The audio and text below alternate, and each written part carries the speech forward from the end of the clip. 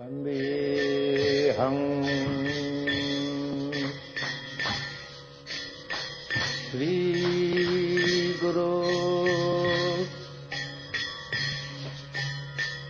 Sri Juta Padakamalam Sri Gurun. Welcome back to online Bhakti Sastri course, Bhagavad Gita, Unit 1, Lesson number 5. In our previous lesson, we covered verses 12 to 48 of the second chapter. We presented a brief overview of Krishna's instructions on Gyan, Krishna's responses and defeating of Arjuna's first 3 reasons for not fighting. We presented a summary of Bhagavad Gita chapter 2 and explained how chapter 2 of Bhagavad Gita summarizes the contents of the entire Gita. Evaluated the relevance of the karma kanda, division of the Vedas and the practice of Krishna consciousness. Let's again take a look at our overview of the second chapter. As we mentioned, after explaining Jnana Yoga, Karma Kanda and Karma Yoga, Buddhi Yoga, Arjuna in text number 53, he inquires from Krishna about what are the symptoms of the liberated soul who's attained transcendence. And Krishna, throughout the remainder of the second chapter, he responds to Arjuna's question. Stita pragyasha karbasha, Arjuna is asking, text number 54. Stita pragyasha karbasha, samadhi shashta keshavaha, stita di kim pravashita, kim asita prajeta kim. Let's look at the meaning of the word stita pragya. Stita means to be situated, and gya is knowledge, and pragya means complete knowledge or spiritual knowledge. When Prahlad was teaching the school mates, he was explaining them, Kol marat acharet pragya. From the very early stage in life, from 5 years old, acharet, one should behave pragya, with wisdom, with transcendental knowledge. So the translation. O Krishna, what are the symptoms of one whose consciousness is thus merged in transcendence? How does he speak? What is his language? How does he sit? How does he walk? So these questions that Arjuna is asking Krishna, what are his symptoms? How does he speak? What is his language? How does he sit? How does he walk? These are answered in the remaining verses of the second chapter. What are his symptoms in text 55? What's his speech? Text 55 to 57. How does he sit? Text 58 to 63. And how he walks? Text 64 to 72. So regarding the speech, Prabhupada's commenting, speech is the most important quality of any man. It is said that a fool is undiscovered as long as he does not speak. And certainly a well-dressed fool cannot be identified unless he speaks. These are aphorisms from English literature that Prabhupada is including here. Text number 56, if we take a look at the text. One who is not disturbed in mind even amidst the threefold miseries, or elated when there is happiness, and who is free from attachment, fear and anger, is called a sage, a steady of mind. In the material world, one is unaffected by whatever good or evil he may obtain, neither praising it nor despising it, is firmly fixed in perfect knowledge. So these 2 verses, they're describing actually the way the person speaks. In text 59, elated when there is happiness. That will be manifest in the person just expressing elation as a result of some happy circumstance. Whatever good or evil he may obtain, neither praising it nor despising it. So the self-realized person is not overly enamored by the happiness of this world, and definitely is not constantly talking about their happy situation, nor the miseries that they experience in this world. If you analyze the materialists, basically that's all they talk about. All they're talking about is how what happiness they've had. We got to work today, there was hardly any traffic jam. Oh, and then their misery, I went out for the lunch break, it got caught in the rain, and basically just one thing to another, how they got happiness and how they're suffering because of this inconvenience. But basically their mind is constantly absorbed in this duality, happiness and distress, and so constantly out of their mouth comes simply these types of descriptions of their happiness or the distress that they face, and they never speak beyond that.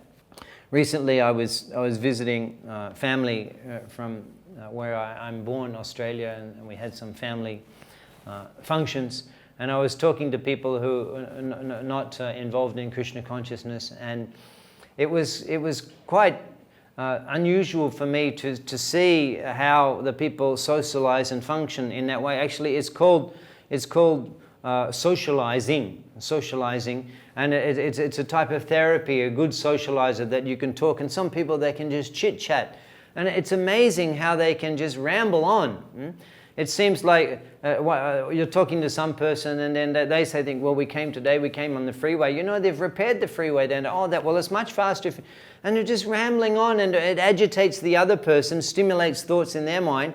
And then in this way, whatever ridiculous, temporary, unimportant things pop into their mind, they speak out. And the two people doing that together, that constitutes what's called social interaction. But for the aspiring spiritualist, it's very much awkward to actually participate in such social interaction, because you're just thinking, well, what is the use? What is the point? Why are we discussing these useless things? But materialists, that's all they do. They consider that social life and being a friendly and a good conversationalist. But actually, this is just simply wasting one's energy and dissipating one's consciousness in all types of unnecessary, mundane things. So you'll find that as the spiritualists won't talk about that. You won't find them talking about these temporary things, about the weather, about politics, about the sport. Their mind is not observed. At the end of the chapter, Krishna's explaining that. What's nighttime for the person, the common people? That's the time of awakening for the self-realized soul. And the nighttime of the self-realized soul is a time of awakening. The things of the common being, the person, the things that the common people are interested in, the advanced transcendentalist has no interest in. Nighttime for the transcendentalist, the daytime of the materialist.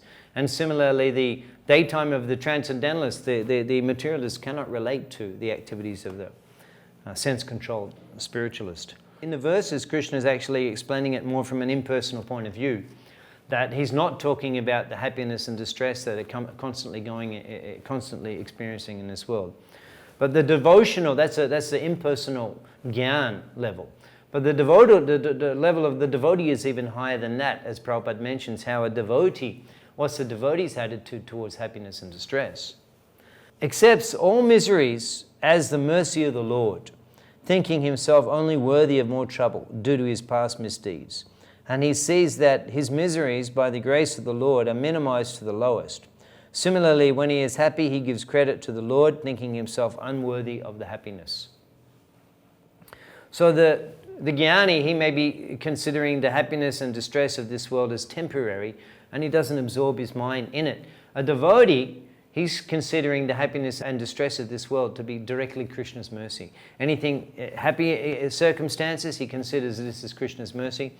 And any difficulty he finds himself in, he also considers that Krishna's mercy, thinking that actually I was due so much more trouble, and Krishna has just given me a token, which has been minimized to the lowest. And in this way, a devotee is constantly absorbed in Krishna and seeing Krishna everywhere. And that will manifest in the way the devotee speaks. That they will speak that, how are you, Prabhu? Oh, by Krishna's mercy, I'm fine, thank you. Because he's thinking like that, and therefore his voice, the way he speaks, will reflect his consciousness.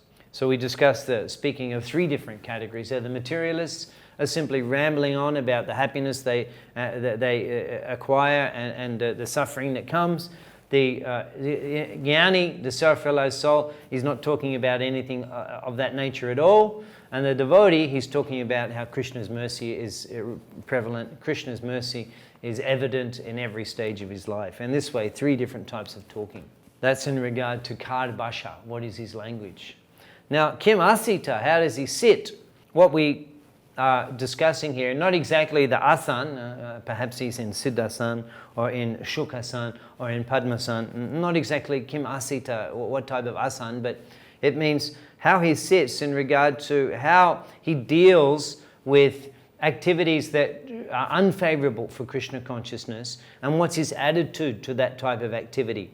Is he bitter? Is he always meditating on doing those forbidden things? What is his attitude in regard to the restrictions of spiritual practices? So Krishna gives an analogy, in text number 58, the analogy of the tortoise, that one who is able to withdraw his senses from sense objects, as the tortoise draws its limbs from within the shell, is firmly fixed in perfect consciousness. So just as the tortoise will extend the limbs in order to interact in a certain way, and when there's no need of interaction, the limbs are withdrawn into the body. So in this way, Krishna is explaining that spiritualists, they use their senses in the appropriate way, and when not required, they withdraw the senses. They don't use them in an inappropriate way. In the purport, Srila Prabhupada gives the example of the senses are like venomous serpents. They're always inclined to act loosely. I remember many years ago after a flood in Mayapur, the snakes, they come into the buildings to get shelter from the flood because the ground gets, all their holes in the ground get flooded out. So there's snakes in all the buildings. After the flood, we were cleaning up and there was one snake, little round one, sitting underneath. Been there a long time under some boxes. I was thinking the snake's dead, so still, long time. So I had a little stick to just sweep it out of the way. As soon as I touched it with the snake, boom, flew to life. And it was interesting that usually animals, you come with a stick, they go in the opposite direction. But this snake immediately activated and heading in my direction. Fortunately, it was a small snake, so I was able to get out of the way. But very dangerous. At any time, they can act so ferociously. And the senses are like such snakes. Thakur Bhaktivinoda sings that Sharirara Bijajal Jodindriya Taikal. Jodindriya Taikal, the senses are our enemies. Jive Pele Bishaya Shagori, because it's because of the opportunity or the facility of sense enjoyment that the senses provide that we take birth again in this material world. One life after another, different material bodies. So in that way, they're the deadly enemies. So these snakes, these venomous serpent snakes, they need to be, just like with a snake charmer, we're able to mesmerize the snakes, and they're no longer dangerous. So similarly, the senses, the danger, they have to be has to be mesmerized. We have to charm the senses. Actually, the word Prabhupada uses, a snake charmer, is interesting. The word charm, it's a word meaning some mystical spell. So we have to place our senses into a spell by keeping them thoroughly engaged, constantly in connection to Krishna. And in that way we can charm the senses. The example of Ambarish that we gave earlier, that he's engaged his senses in cleaning his hands in cleaning the temple, his eyes in seeing the deity, his ears in hearing the Harikotha, his tongue in tasting the prasad. In this way the senses enjoy spiritually, and they're preoccupied and they're charmed, and in that way the senses, when the allurement of sense gratification comes, then the senses are not disturbed. This is the process of Krishna consciousness. And regarding text number 59, Bishaya vinivartante nirahara shadehina rasa vajam raso apyasya parang drishtava nivartate. The embodied soul may be restricted from sense enjoyment, though the taste of sense objects remains, but ceasing such engagements by experiencing a higher taste, he is fixed in consciousness. In this purport, Prabhupada gives another analogy that, he gives a couple of analogies. The first one is that the process of restriction from sense enjoyment by rules and regulations is something like restricting a diseased person from certain type of eatables. The patient, however, neither likes the restrictions nor loses his taste for the eatables. So simply denying oneself the sensual engagement is not the process that Krishna recommends. One has to replace the lower engagement with a higher engagement, and that way one will not be meditating on the pleasure of the lower engagement, because he'll be enjoying a higher engagement that's called a param dristva, a higher experience, or as Prabhupada translates as the higher taste. One who has tasted the beauty of the Supreme Lord Krishna in the course of his advancement in Krishna consciousness no longer has a taste for dead material things. So this is the simple process of sense control that Krishna consciousness teaches us. We engage our senses in the service of the Lord, and in that way we're able to protect ourselves from engaging in the materialistic activities. The next section that we'll be discussing this morning will carry on from text 60 of chapter 2 right up to text number 9 of chapter 3.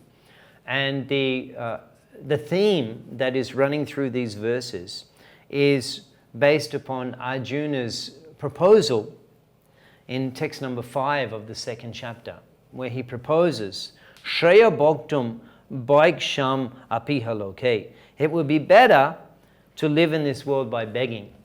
So Arjuna is proposing here that he gives up his karma. He becomes a renunciate, and he abandons his prescribed duties as the Kshatriya, and he simply becomes a mendicant, recluse, and living by begging. That would be better. So Krishna's response is that rather than giving up the work, you should carry on with the work, but give up your interest in enjoying the result of the work.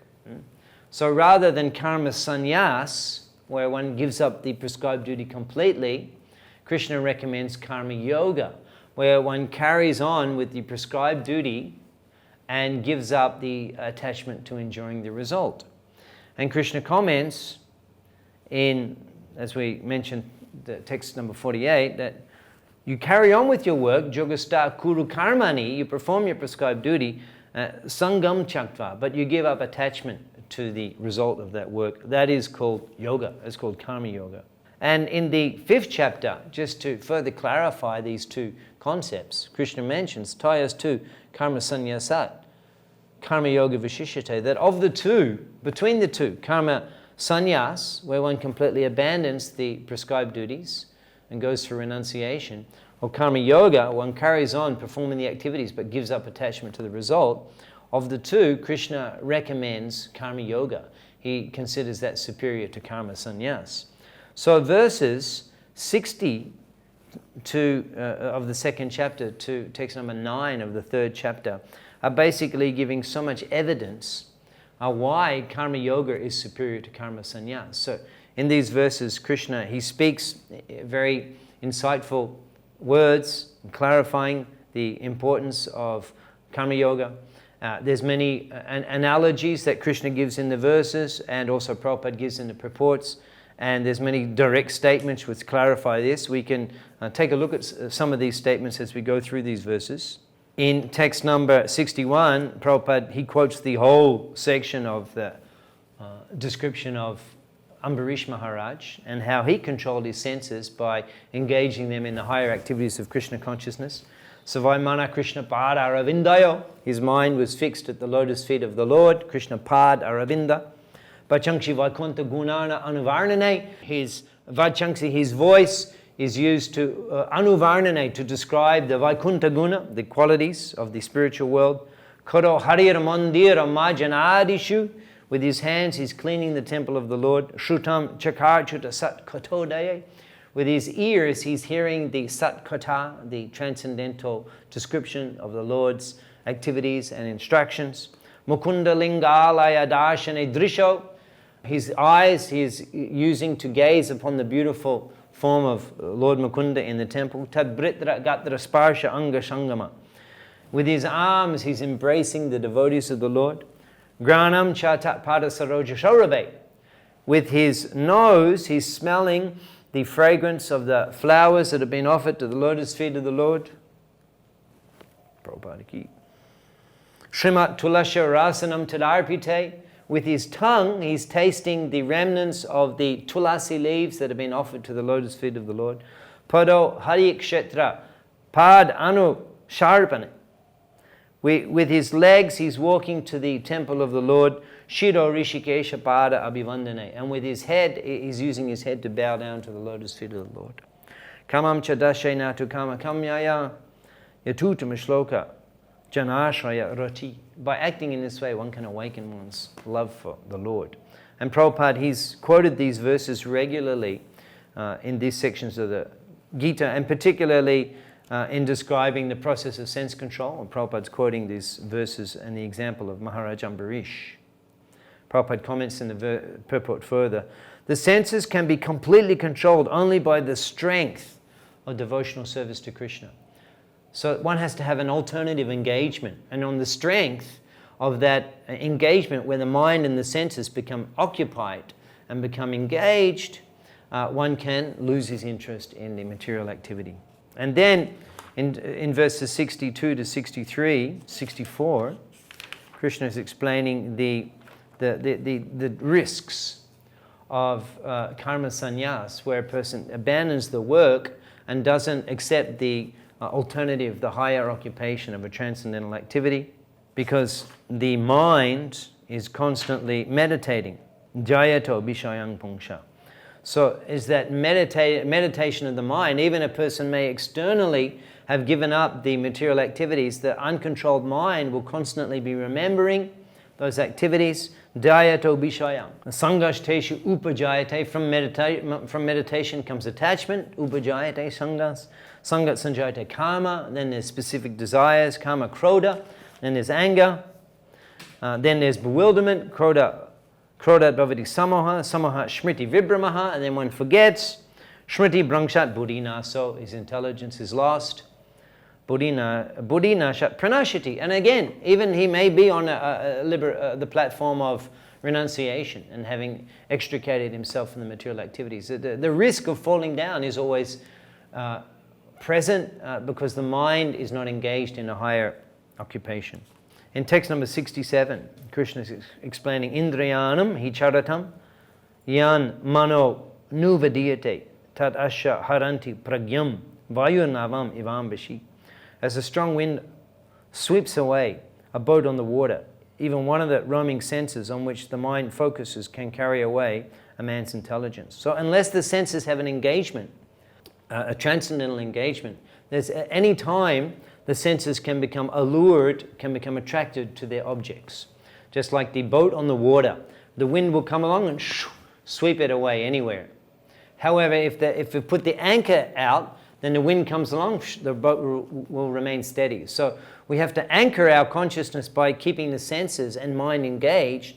And then when the allurement, the objects of the senses and material enjoyment are made available, one is anchored because one has a higher engagement for the senses and the mind, and in that way he won't be swept away.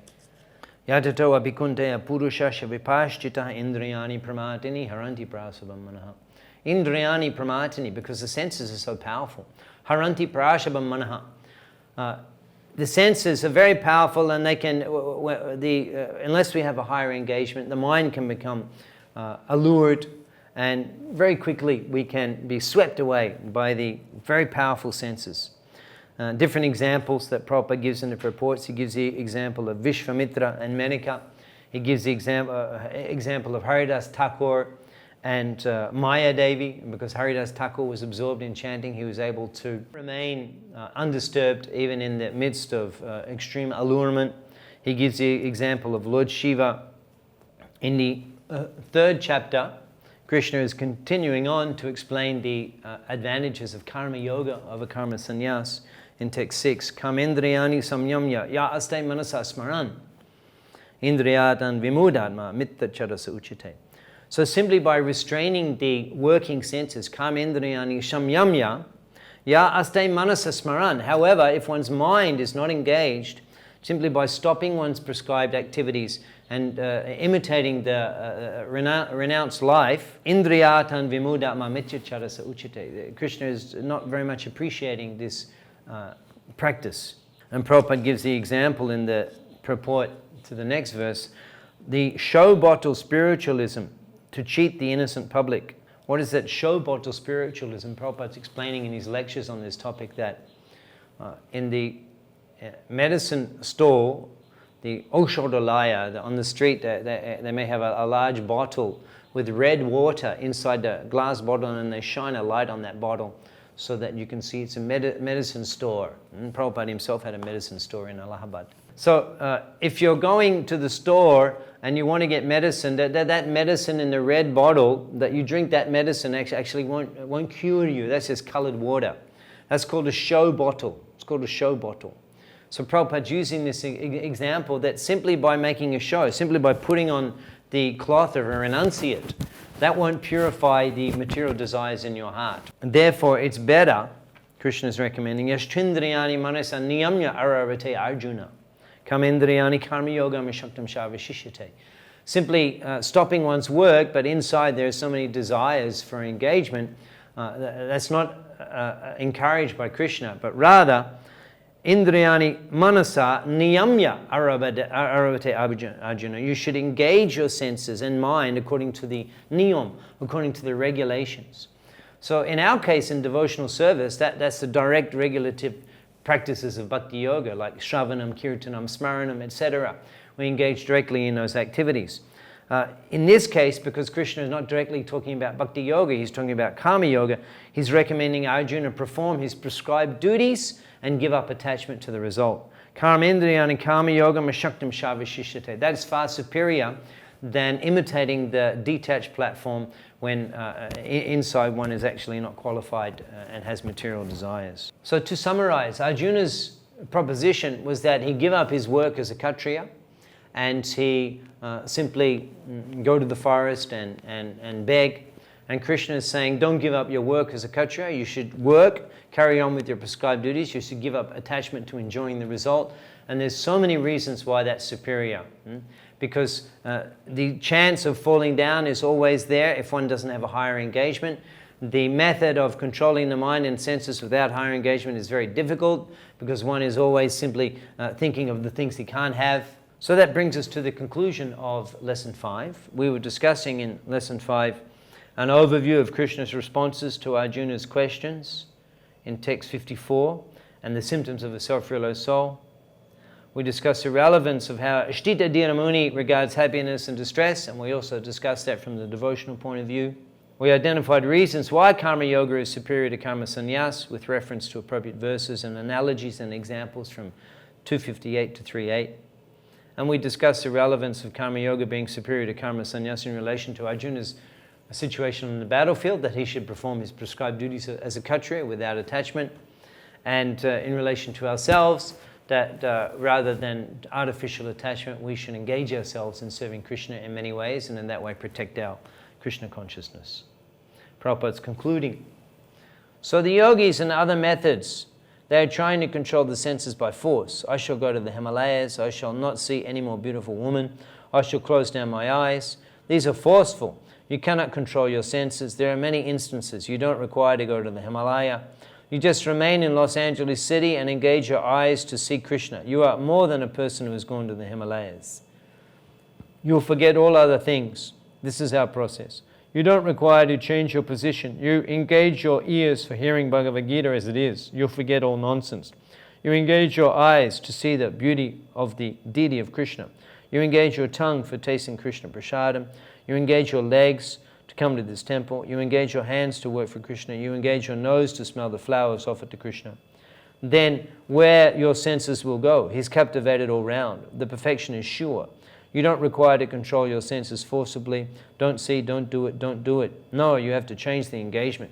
Srila Prabhupada ki jai.